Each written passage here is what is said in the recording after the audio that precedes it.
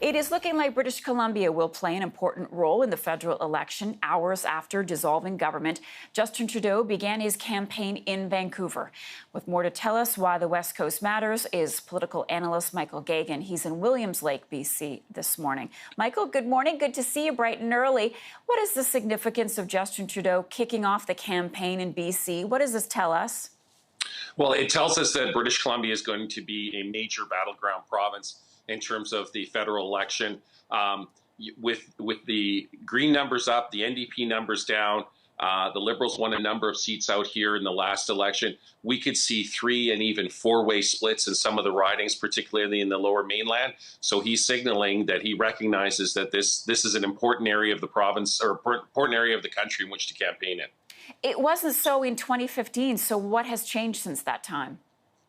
Well, there's a number of things. First of all, he's not cruising to another majority government. It's going to be a hard-fought battle. The Liberals and the Conservatives are neck and neck.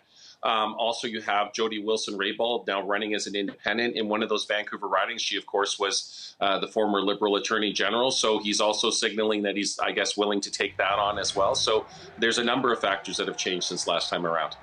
So given the amount of green space in British Columbia, will the environment be a deciding issue for voters?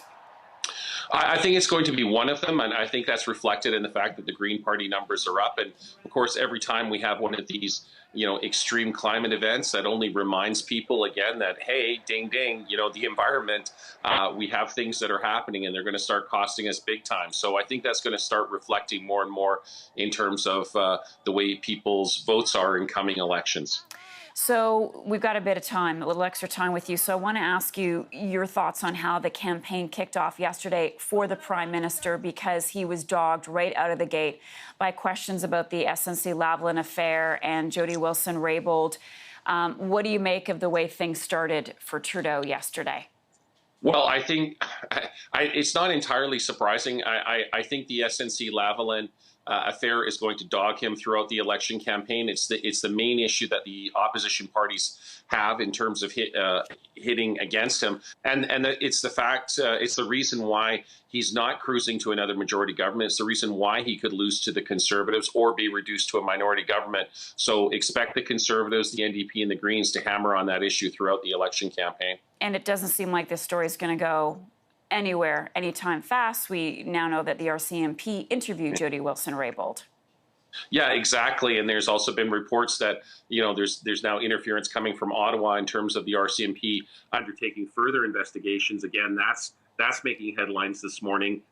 So it is an issue that's going to dog him throughout the campaign. And also the fact that you've got Jody Wilson-Raybould running as an independent in Vancouver. That's an area which is also going to generate news and keep Canadians reminded of the subject.